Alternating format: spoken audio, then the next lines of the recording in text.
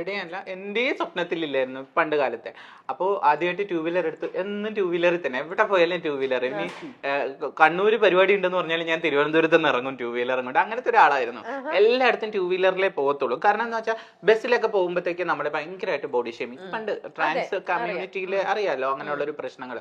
എന്നെ ബസ്സിൽ നിന്നൊക്കെ ഇറക്കി വിട്ടിട്ടുണ്ട്. സീറ്റിൽ ഇരുന്നെന്ന് പറഞ്ഞു, സ്ത്രീകളെ സീറ്റിൽ ഇരുന്നെന്ന് പറഞ്ഞു, സ്ത്രീകൾ എന്നെ പ്രശ്നം ഉണ്ടാക്കിയിട്ട് നീ പിറകെ പോടാന്നൊക്കെ പറഞ്ഞിട്ട് അങ്ങനെ പ്രശ്നങ്ങൾ ഉണ്ടാക്കിയിട്ടുണ്ട്.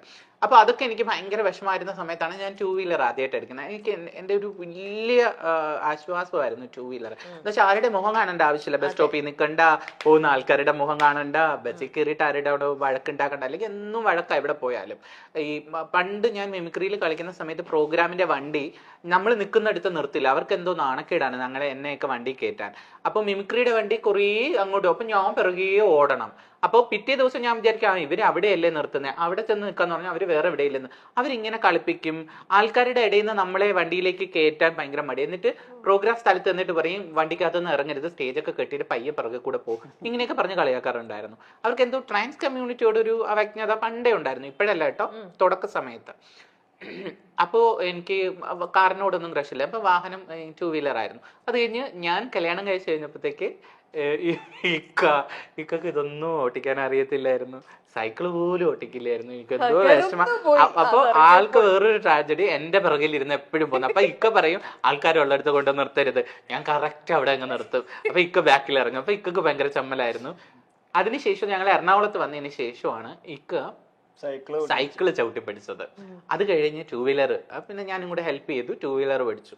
ടൂ വീലർ പഠിച്ചു കഴിഞ്ഞിട്ട് വണ്ടി പഠിക്കാൻ പോകുന്നെന്ന് പറഞ്ഞു. ശരി, അപ്പൊ ഞാൻ പറഞ്ഞു ഇക്ക വണ്ടി പഠിക്കുകയാണെങ്കിൽ ഞാൻ കാർ എടുത്ത് തരും, ഇക്കയുടെ ബർത്ത്ഡേ ഗിഫ്റ്റ് എന്ന് പറഞ്ഞു. ഇങ്ങനെ വെറുതെ തമാശ.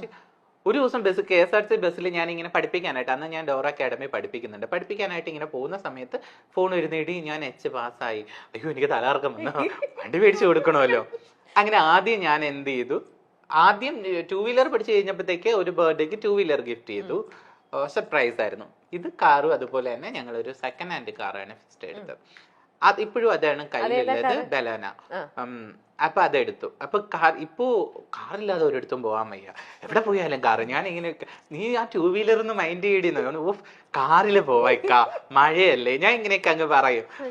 അപ്പൊ ഇങ്ങനെ പറയുമ്പോഴത്തേക്ക് എപ്പോഴും കാറിൽ കയറി ഇരുന്നിട്ട് ഞാൻ പറയും ഈ കാർ കൊഞ്ഞ് താന്നാണ്, അല്ലെങ്കിൽ വലിയ കാർ വരും. അപ്പൊ അതെപ്പോഴും ഈ ഒരു സ്വപ്നമാണല്ലോ, നമ്മളെപ്പോഴും കുറച്ചും കൂടി അപ്ഗ്രേഡ് ആകാൻ നോക്കും. അങ്ങനെ വിചാരിച്ചാലേ ഇതെങ്കിലും കിട്ടുള്ളൂ എന്ന് ഞാൻ വിചാരിക്കുള്ളൂ. മനുഷ്യന്റെ സ്വഭാവമാണല്ലോ. അപ്പൊ ഞാൻ എപ്പോ പോയാലും എന്റെ ഫ്രണ്ടിൽ പോകുന്ന എനിക്ക് ഫോർച്യൂണറുകളാണ്. ഫോർച്യൂണർ പോകുമ്പോ എന്തോ കുതിര വന്ന് ഇങ്ങനെ നിൽക്കുന്ന രഥത്തിൽ നിന്നൊക്കെ ആൾക്കാർ ഇറങ്ങും പോലെ. അങ്ങനെ മമ്മൂസിന് ഫോർച്യൂണറാണ്. മമ്മൂസിന്റെ ഫോർച്യൂണറിൽ എപ്പോഴും ഞാൻ യാത്ര ചെയ്യാറുണ്ട്, കൂടെ പോകാറൊക്കെ ഉണ്ട്. അപ്പൊ അതിൽ നിന്ന് ഇറങ്ങണമെങ്കിൽ ചാടിയാണ് ഞാൻ ഇറങ്ങുന്നത്. ഇച്ചിരി പൊക്കമുള്ള വണ്ടിയല്ലേ. അപ്പൊ എനിക്ക് ഈ പൊക്കമുള്ള വണ്ടി ഭയങ്കര ഇഷ്ടമാണ്. അപ്പൊ എനിക്കൊരു രഥത്തിൽ ഇരിക്കുന്ന ഫീലാണ്. എനിക്കൊരു കുതിര.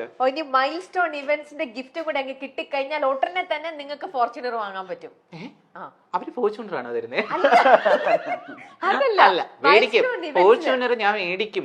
അപ്പൊ ഇപ്പൊ ഉള്ള താമസിക്കുന്ന വീട്ടില് അത് കയറ്റാനുള്ള സ്ഥലമില്ല. അപ്പൊ ഇക്ക പറഞ്ഞ് വീട് ഇടിക്കാം അങ്ങനെ പറയാം, ഫോർച്യൂണർ പറയും. അപ്പൊ എപ്പോ കണ്ടാലും ഫോർച്യൂണർ കാണുമ്പോ എനിക്ക് എന്തോ ആവേശമാണ്. ഞാൻ ഫോർച്യൂണർ മേടിക്കട്ടെ. അപ്പൊ ഇക്ക പറഞ്ഞ എത്രയാണെന്ന് അറിയുമോ? ഞാൻ മേടിക്കാം. വെറും 9 ലക്ഷത്തിനുള്ളിൽ ഫോർച്യൂണർ കിട്ടും. വളരെ സിമ്പിൾ ആയിട്ടാ പറയാ. ഞാൻ എല്ലാ കാര്യവും ഇപ്പൊ നമ്മള് നല്ല വിഷമത്തിൽ ഇത്തിരി കടം കൊടുക്കാനുണ്ട്, അല്ലെങ്കിൽ ഇച്ചിരി പൈസക്ക് ആവശ്യം ഉണ്ടെങ്കിൽ ദൈവം തരും, ദൈവമല്ലേ തരും എല്ലാരും പറയും. അങ്ങനെ ഞാൻ പറയാം അവര് തരും, അവര് തരുമെന്നല്ലേ പറയുന്നേ, തരും. ഇങ്ങനെ ഒരു പോസിറ്റീവ് ചെയ്ത് ഇപ്പൊ ഫോർച്യൂണർ എന്റെ അടുത്ത് പറയുന്ന ഇപ്പൊ 1 കോടിയുടെ വണ്ടി കണ്ടിട്ട് എന്റെ അടുത്ത് പറയാം അത് 1 കോടി രൂപ അടി എന്ന് പറഞ്ഞാൽ 1 കോടിയല്ലല്ലോ.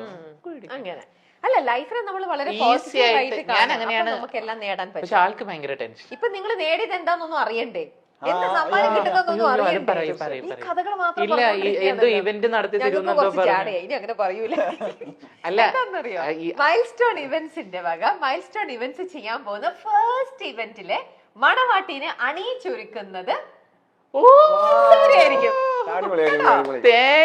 അവിടെ നിന്ന് അങ്ങോട്ട് back to back milestone events, ഒരുപാട് ബാക്ക് ടു ബാക്ക് ഇവന്റ്സ് ചെയ്യുന്നു. എല്ലാ ഇവന്റിലും എല്ലാരും പറയുന്നു സൂര്യ തന്നെ ഞങ്ങളുടെ മണവാട്ടിനെ ഒരുക്കണം. അങ്ങനെ സൂര്യ പൈസ ഇങ്ങനെ ഒരുപാട് ഉണ്ടാക്കണോ, എന്നിട്ട് പോയി ഫോർച്യൂണർ വാങ്ങുന്നു. ഫോർച്യൂണർ മേടിച്ചില്ലെങ്കിലും ബാർക്ക് കിട്ടിയാൽ മതി.